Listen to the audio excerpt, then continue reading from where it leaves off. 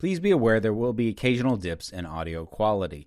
I don't know what caused this, and I do apologize for it. Yes, infinite possibilities, blah, blah, blah, blah, blah. What is really going to happen from here on out?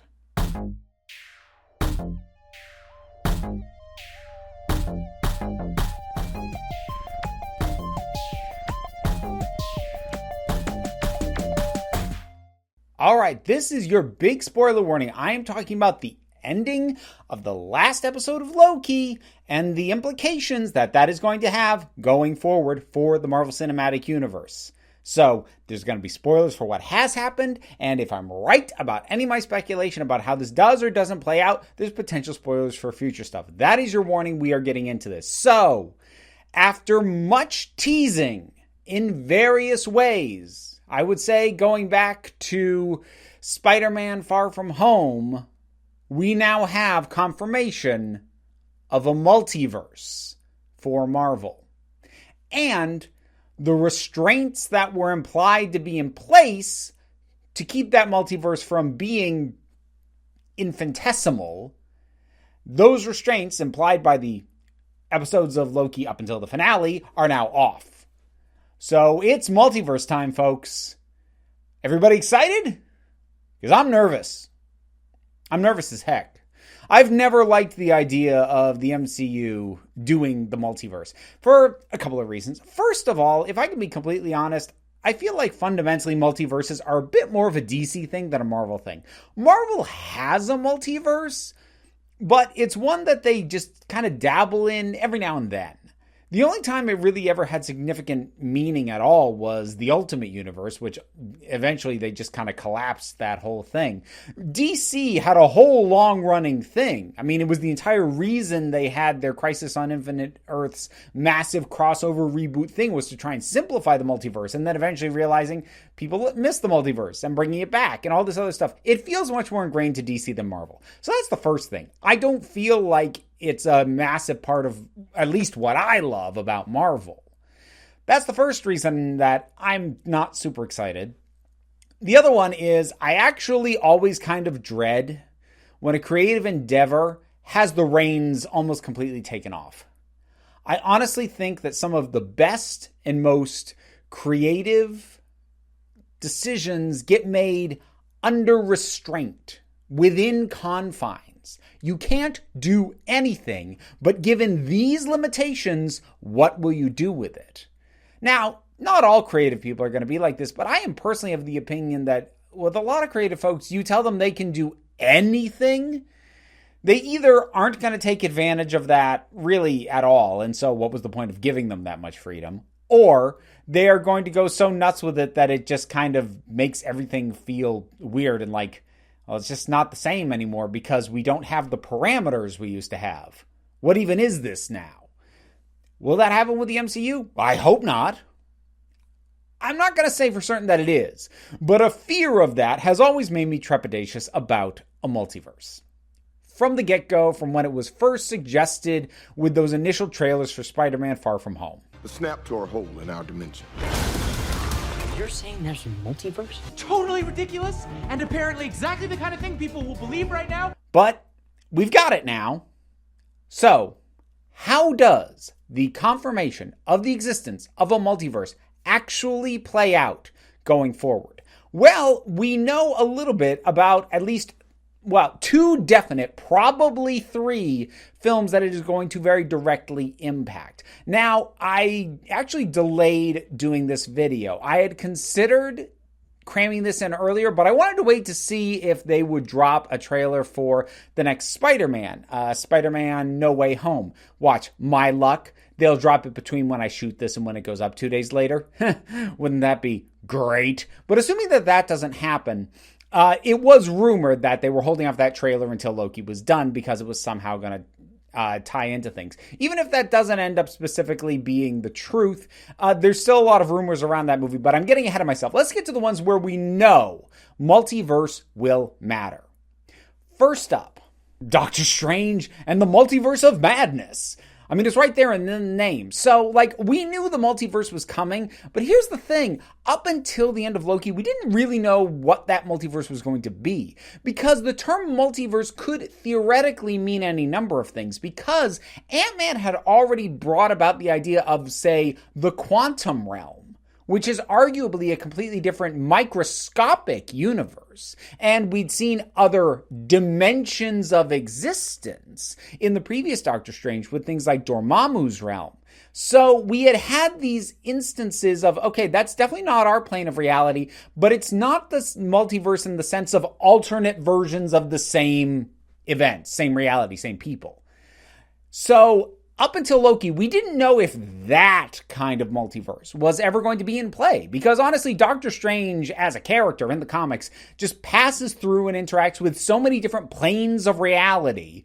You know, not even getting into alternate timelines, branching things, you know, alternate outcomes in different universes with the same people in them, that it wouldn't have actually been necessary. It could still have been a multiverse story. Now, it seems very likely that this is, in fact, going to be that kind of multiverse story. I will be curious to see how much it actually depends on what we learned from the end of Loki in terms of Kang having been someone who was basically keeping the multiverse restrained, and then that version of Kang now being killed and things going nuts. Will that be a direct, the dominoes fall results in what is going on in Multiverse of Madness?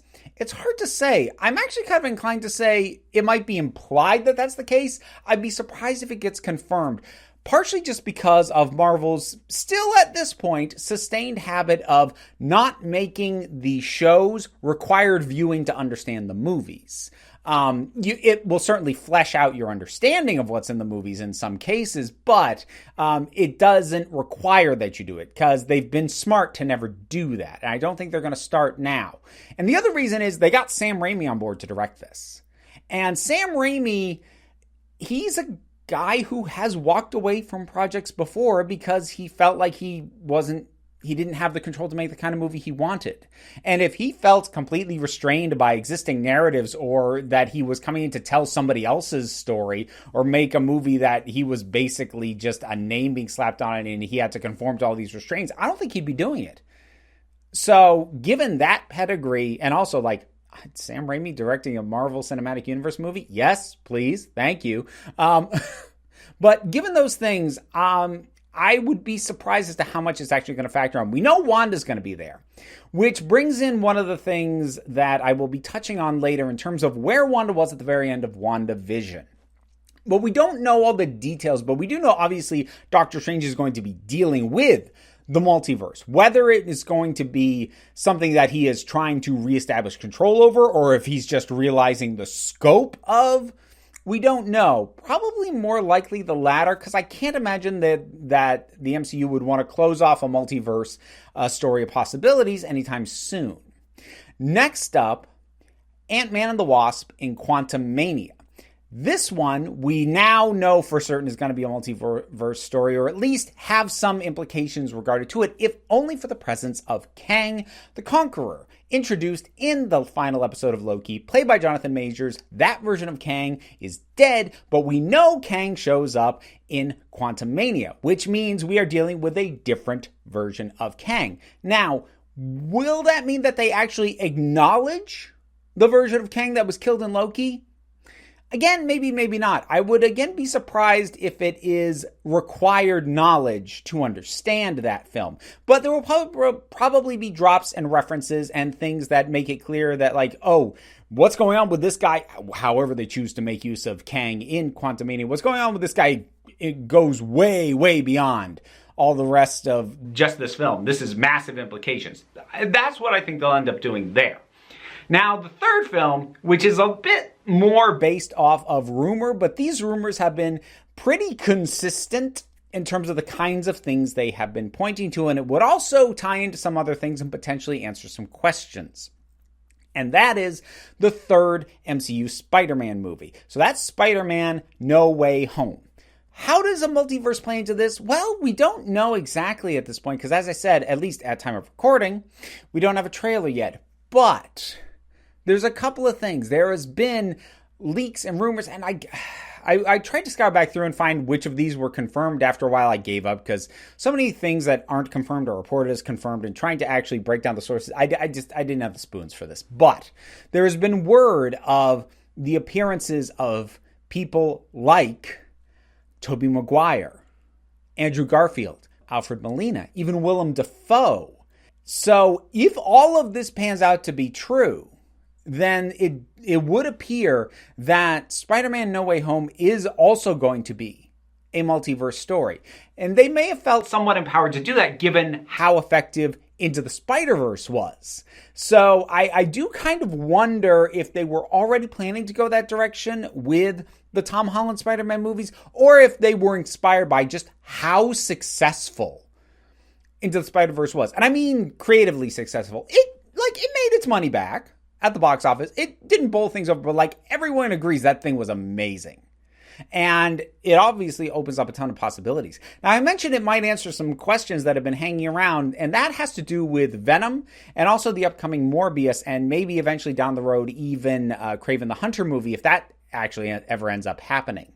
Because there have been small things at play that we've seen in trailers for the next Venom movie and for Morbius, whenever the heck those end up coming out, that tie them into Spider-Man, but not the MCU Spider-Man. There was a poster image, like in an alley, of Spider-Man, but it wasn't Tom Holland's Spider-Man. A character seen reading the Daily Bugle, but in the MCU continuity, the Daily Bugle is a web series. It's an InfoWars style thing online. And that Daily Bugle newspaper, that looked like that came from the Tobey Maguire. There is the possibility of now tying in these extra things that Sony has been doing into the MCU indirectly. This would actually kind of be an everybody wins scenario sort of thing, because Sony would like basically the association and the kind of stamp of approval for these characters that they have, because Marvel doesn't want them, doesn't want what Sony's doing with them in the main MCU. Sony wants them to be more associated. It's more lucrative that way. This is a bit of a have your cake and eat it too, because if you make them part of the multiverse, that does make them part of the MCU, but not in a way, unless you actually find some way to integrate them into the primary continuity. They're now, they're canon, but not in a way that Kevin Feige and the folks at the MCU actually have to actively deal with or manage in any way. They can be like, it's part of the multiverse. All right, I said I was going to come back to Wanda, so let me circle back on that. So at the end of WandaVision, in the post-credit sequence, we saw Wanda messing around with the Darkhold. I still hate that, but it is what it is. I need to deal with it. So we heard the voices of her sons, Billy and Tommy, who in the main MCU are established to be fabrications of her.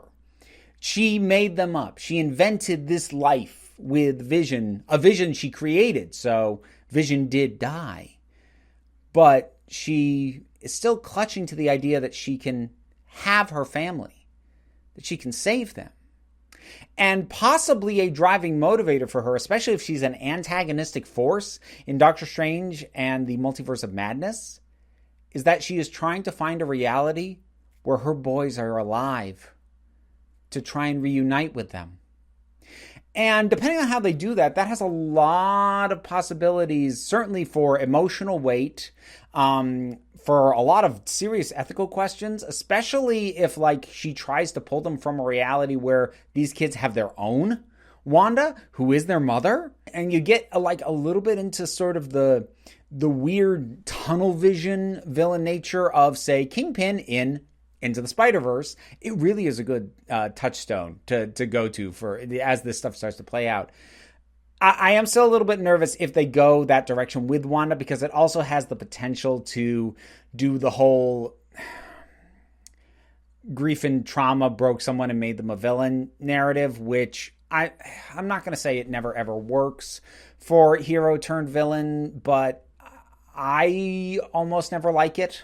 So I'm kind of hoping not, but I would be shocked if those two characters don't factor in some way, especially because Billy, who in the comics is the character Wiccan, is kind of a fan favorite.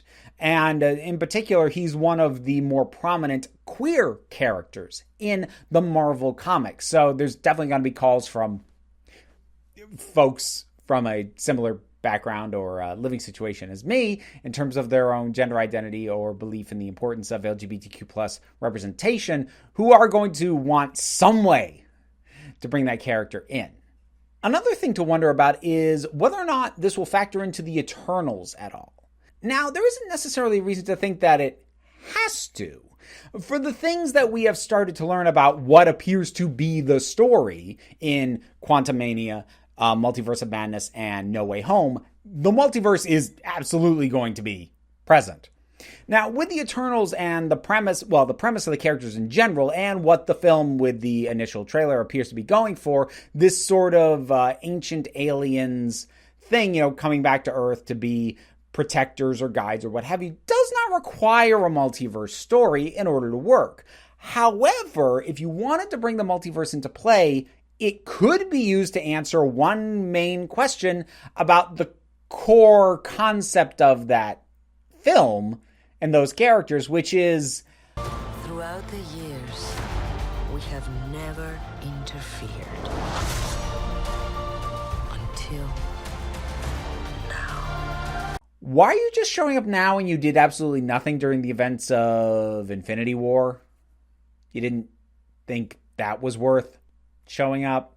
And that is a question worth answering. And it's not one unique to Marvel. This was kind of an issue that DC ran into with Wonder Woman, when initially official canon was after her first adventure out in World War I, Wonder Woman basically just mourned Steve Trevor for a century. And they've tried to fill in the holes in that a little bit since, not with too much success. But those kinds of things do cause problems. And so when you have something like the Eternals, where the concept seems to be, we've come here because we were needed, the immediate question is, you were needed before, where were you? Well, a multiverse, if they come from a different reality or were stuck in a different reality or anything along those lines, could answer the question of why we hadn't seen them up to this point. And on a similar note, it's been, speculated by more than a few people that same premise of this would explain why we haven't seen X thing up until now could be used to explain a number of things. Now, I wouldn't go overboard with this. There's plenty of things that you could do it with. I think there's really only a couple of things where it might be more efficient to do it this way. The first of those being the X-Men. Because with prejudice and fear of these people and having that be analogous to many real-world oppressed groups, be it oppressed races, oppressed minorities, people who are oppressed for their disabilities, and LGBTQ plus people, etc., it kind of damages the metaphor at play and the applicability if we get to the point where the X-Men are going to be integrated into the MCU, and suddenly it's just a case of mutants. They've just started happening. Mutant genes are activated all over the place. We don't know what's going on. You'd still have the fact that these people aren't responsible for, the fact that they are mutants, and it's still, they're being oppressed for something that's not their fault. That would still be in play, but it would kind of diminish the idea of this is an ongoing, possibly even systemic prejudicial issue against mutants if they all just start showing up at the same time. So a possible way around that is to, by some means, and there's a lot of different ways to do it, but by some means have the introduction of mutants be through a multiverse, that they originated in some other reality, that two realities merge, possibly due to events from any of the films I've mentioned up to this point, and that some other place where mutants have been an ongoing problem. And it could be a way of getting mutants involved in the main continuity without having to explain why mutants haven't come up as a thing up to this point. Now, if they wanted to go a step further with it, they could actually connect this to the existing Fox X-Men continuity. I would be shocked if they did that, though. Not for the reason you might be thinking. The snarky reason was, it sucks. Fox basically ran the thing into the ground. Why would they want to? I'm not going to go that direction, but I will say that the main draws of the Fox X-Men movies aren't going to want to dedicate themselves to another 10 movie contracts. Like, because who were the big names? The big ones were Hugh Jackman as Wolverine and Patrick Stewart as Professor X. And they both signed off those parts. I'm not saying you could never, give them enough money to have them come back, say, maybe once. But fans wouldn't want them back once. They would want them back as these characters. So I think just because they would not be able to bring back all of the major players, or, Ian McKellen as Magneto for that matter. Look, all respect to James McAvoy, Michael Fassbender, they're not as iconic. They're not. So the inability, or at least my perceiving of there being an inability to bring those people back and commit them to future projects kind of makes that an unappealing option. Now, I wouldn't be surprised if at some point, in some manner, that universe of X-Men films gets acknowledged as being part of the multiverse. Especially if we get like a really big multiversal story, which might be Multiverse of Madness or might be something else, depending on how long they plan to keep Kang around. I would not be surprised if somewhere along the line, they in some way confirm that world is part of the multiverse. Think of it a bit like, okay, I don't know if you saw the CW crossover, their version on Crisis on Infinite Earths. You don't have to watch the whole thing. But my point being is that at the front end, they had a ton of short clips using single actors from completely different continuities and interpretations of these characters, just to show that universe was part of the multiverse. So they use Robert Wuhl playing the reporter character that he played in the original 1989 Batman to confirm that the Tim Burton Batman movies are part of this multiverse. They had Burt Ward, the Robin from the 1960s version of Batman with Adam West. He made a brief appearance, again, confirming that that's somewhere in the multiverse. Now, these realities never came into play. They were basically acknowledged and then, actually destroyed. But you didn't have to dwell on them, but they did get acknowledged. So I wouldn't be surprised if something like that gets done with the Fox X-Men movies. And potentially also the Fox Fantastic Four, any version of it. Because I can't imagine they are going to pull that in and want to actively work with any of that. Now, some people have floated the idea that the multiverse might still be used to talk about or bring up the Fantastic Four, partially just because the main appeal of the Fantastic Four, especially at this point in time, is that they are a bit old-fashioned. In the comics, they are kind of the old guard. They're the ones who have been around the longest. The idea of them showing up for the first time, as an origin story this late into a Marvel continuity just strikes a lot of people as odd and kind of antithetical to the characters. I don't think that's necessarily true, and I do think there are ways that they could still just introduce the Fantastic Four. I don't think it's necessary to pull them in from an alternate reality. That said, another part of the temptation to do it that way, especially if we get some sort of weird overlapping of several realities into a new merged main universe, which is, like I said, the kind of thing that could be used to explain mutants, that I think more important than the Fantastic Four, that might be a viable option for introducing Doctor Doom. Because, again, depending on how Kevin Feige and Marvel ultimately want to bring in the Fantastic Four, a bit like the question I asked about the Eternals, it's kind of a question of, why haven't we heard from Doom? Because Victor Von Doom, while he certainly, when he's in scheming mode, can be very isolationist and just sitting in his castle in Latveria, he also really kind of has his pulse on stuff that's going on. That's kind of his deal. He's always looking for things to manipulate, things to take advantage of. He's watching for his moment. Now, that's not to say you can't say he's been continuing to wait and only now has his moment come, but you are going to kind of have to acknowledge why nothing prior to this was his moment.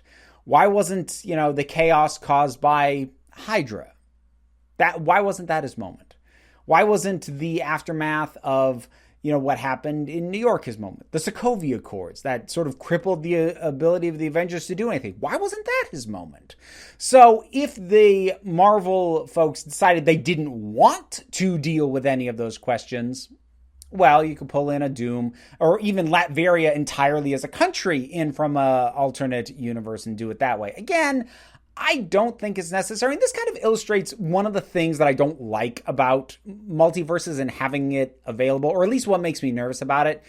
It's very easy to turn to and go, oh, we'll just pull that in from the multiverse. And if you overdo that, it becomes a very boring default answer for basically any continuity hiccup.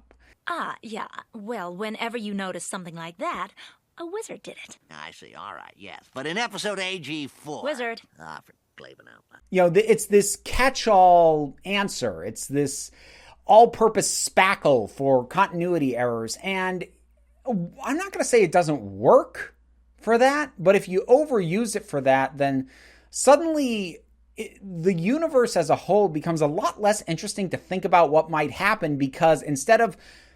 And look, I'm not even that into doing fan theory, but instead of getting involved in the massive elaborate fan theories and speculation that people like to do and is a big part of the engagement of this fandom, if they overdo this, people are just going to start shrugging, going, it'll be because of the multiverse. They'll hear about an announced film or character or whatever, and instead of being like, ooh, how will they introduce that? How will that be brought in? People will just start going, it'll be the multiverse. It's just less engaging. Now, will that happen? I don't know. I hope not, but I'm going to be nervous about it. So, a couple of other things. So, I mentioned the X-Men, and I would be a bit remiss not to bring up Deadpool. Now, I've actually made the argument in the past that you could connect Deadpool to the MCU, although having him appear in like an Avengers would be tricky, but having him openly acknowledge or even having MCU characters appear with him in his own movies isn't difficult at all. He's such a fourth wall breaking character. He kind of plays by his own rules in the first place.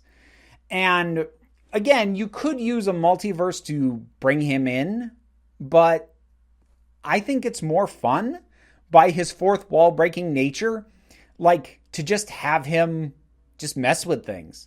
Again, I think largely in his own movies, which I expect will continue to be the case, because unless Disney nerfs him into a PG-13, if they keep him an R rating, which they've said they intend to do, then integrating him directly into the MCU as appearing there as opposed to bits of that appearing where he is, I'm not so sure about that. I mean, keep in mind, fear of an R rating was a big part of the dispute with Marvel over whether or not they were going to be okay with the Venom movie being acknowledged as being in the MCU, back when it looked like that might be R rated.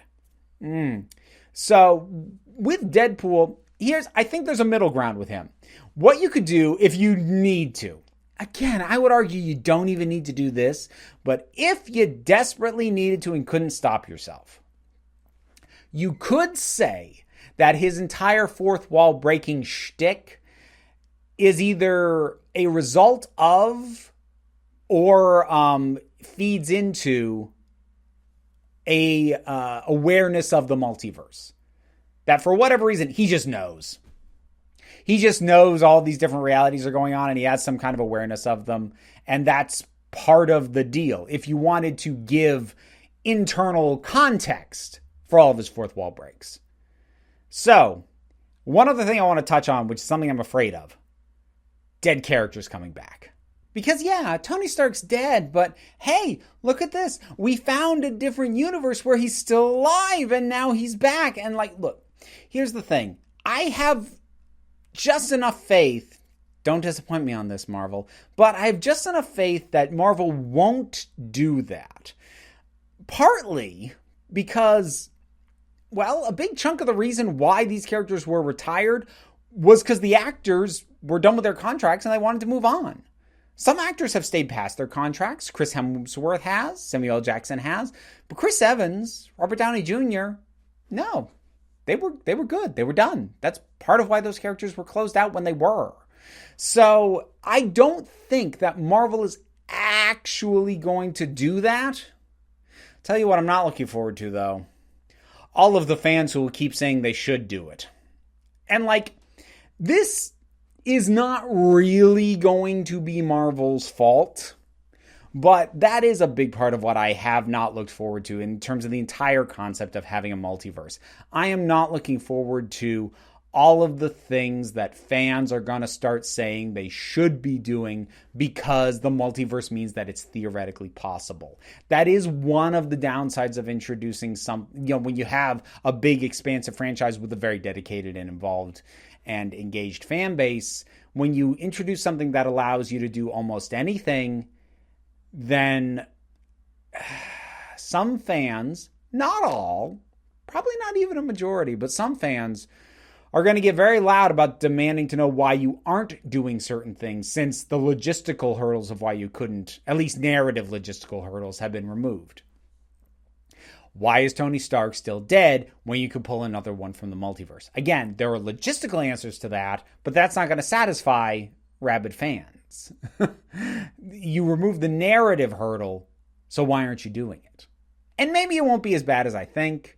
Maybe even if it is, it'll be short-lived. But that's the kind of nonsense that goes on in comic book fandom spaces that is part of the reason I'm not really an active part of those fan spaces. So in terms of fan culture, it does worry me that we're inviting some of the stuff that I was glad was staying with just the comic book fandom and inviting that into the film fandom, which,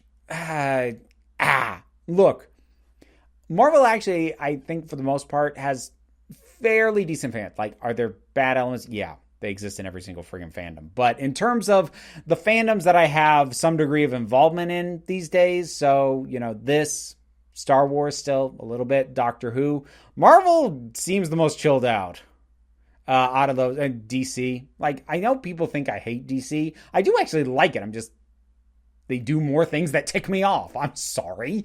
But Marvel seems like one of the more chilled out fandoms, and I worry about losing that.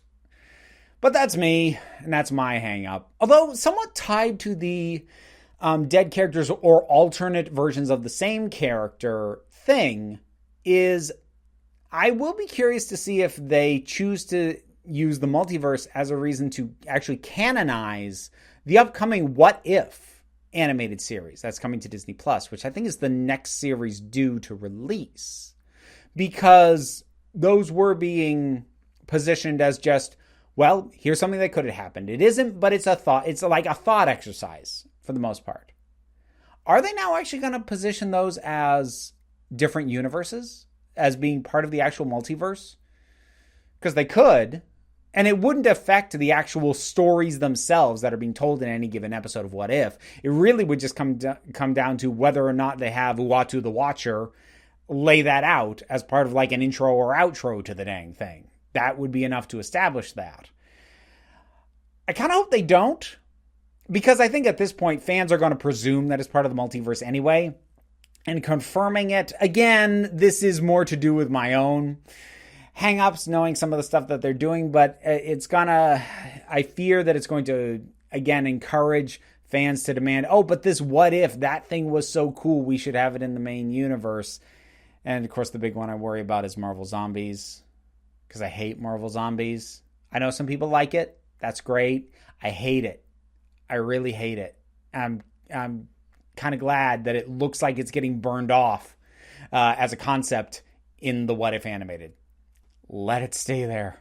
So the one other thing that I'll be curious to see how it pans out is the use of Kang the Conqueror beyond his appearance in Ant-Man. Because it always struck me as odd, the idea of having Kang in Ant-Man, given the kind of villain that he is. Again, I mentioned this in my Loki review, I don't think Kang's very interesting. The comic version of Kang. I actually really, really, really liked Jonathan Majors' take on him and what we got from that character. I actually really, really dig, and I'm kind of excited to see him again. But Kang's kind of a big fish to be putting into a Ant-Man film. Especially given the lighthearted nature of those films. He's an odd pick for a more comedically leaning franchise. But given that part of the whole thing done with Loki is the idea of we're not dealing with one Kang, we are dealing with a multitude of them, and they're not all going to operate in the exact same way. I will be very curious to see how that plays out going forward, because rather than having one character who you try and fit into all these other stories, what you technically have is a bunch of completely different versions of that same character. So you can tailor one to fit into a slightly more comedic bend in Quantumania. You can tailor one to be more threatening, more outright dangerous in a future Avengers. And I will be curious to see how they balance this, because again, much like the multiverse itself, it would be possible to overuse Kang. If they just start sticking him in everything because they can, it's going to get old real quick. But it could be a very interesting way to build up an eventual biggest threat version of Kang, however they want to do that, by introducing us to all these other ones. So we've had the one in Loki, He Who Remains, which may or may not have been the Immortus version. I've seen some people say it is. I'm not convinced of that, but it could be. But you have that. And like, I'm not saying you have to pull the actual some of the variants of Kang like Ramatut or anything like that. That's not what I mean. Like, just have him be Kang and have him be different. And you could have some version of him show up in various things where, like, oh boy, that was kind of a problem. But hinting at, oh no, this isn't the worst version. This isn't the worst version. Until we get that worst version, and have that be the next big Avengers Thanos style threat. And they actually don't really have to do that, because the thing is, Kang became the mechanism to open up the multiverse. They don't actually have to keep using him. Now that the multiverse is open, you can introduce a ton of variety of threats. Galactus would be another one that you could easily now bring in. Not that you would have needed the multiverse to do that necessarily, but again, if you wanted to pull over Fantastic Four from a different universe, you could have whatever they were doing to try and defeat Galactus actually end up throwing the Fantastic Four and Galactus into the main Marvel universe, and now suddenly the Avengers have to deal with Galactus, a threat they've never encountered before and don't know what to do with, potentially. But if they stick with Kang, if they build up to like a most dangerous version of Kang, I do think that would be a really interesting way to have someone, a threat that feels like it's on the scale of Thanos without feeling like a repeat. Because I've honestly kind of wondered, where do you go after Thanos? Like, when you've killed half of the flipping universe and then managed to undo that, and you've dealt with the threat that did that, how do you introduce anything else? Because almost anything else you introduce is going to feel like less of a threat. Or if you try and one-up it, it's going to devalue what Thanos meant at the time. It's always a risky play when you go that big to then keep continuing the story with these characters and, introducing new villains. Now, again, the villains in the individual franchises, not a concern. But pulling together for an Avengers film, Kang would be an interesting way to do it. Because the way of him operating, all these different versions, means that the way he can be built up is completely different from the way Thanos was built up. He doesn't have to be background, ominous, plotting, off in his space chair. He could be active on the ground. He could get defeated. He could even get killed. But we're still going to deal with him again later. There's pitfalls. As I said, you could overdo it. But I think that is a really good way to give him just a different feel. It's not just, oh, he's big and powerful and has the most powerful skills, which is basically what Thanos had once he had the Infinity Gauntlet. No, this guy's got a unique set of skills, a unique threat that isn't necessarily more powerful than Thanos if you were to stat them out. But it's a very different kind of threat that is still a big, big problem. So for all the stuff going on with the multiverse, all the stuff that is going to happen, all the stuff that might happen, all the stuff that fans are going to say should happen, even though it's probably not a good idea, the thing that excites me most is what happens with Kang. How long are they going to keep him around? How are they going to use him? Because I think there's some of the most interesting possibilities in that villain. And again, Jonathan Majors flippin' nailed it.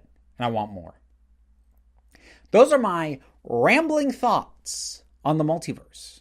The fact that it exists, where we're going to see it, how it might be used, and then looking forward to future possibilities of how else it might be used down the line. What are your thoughts on any of this? Whatever they are, drop something down in the comments. Let's talk about it. I have a Patreon. That is how I pay my bills, and I'm able to keep this entire operation up and running. So I would encourage you to check that out, or you can also do YouTube memberships, support me that way, but no pressure. The usual stuff of like, share, and subscribe all helps me out. And besides, I'm not going to tell you what to do, because at the end of the day, you're the council. I just run the meetings. And until next time, this council is adjourned.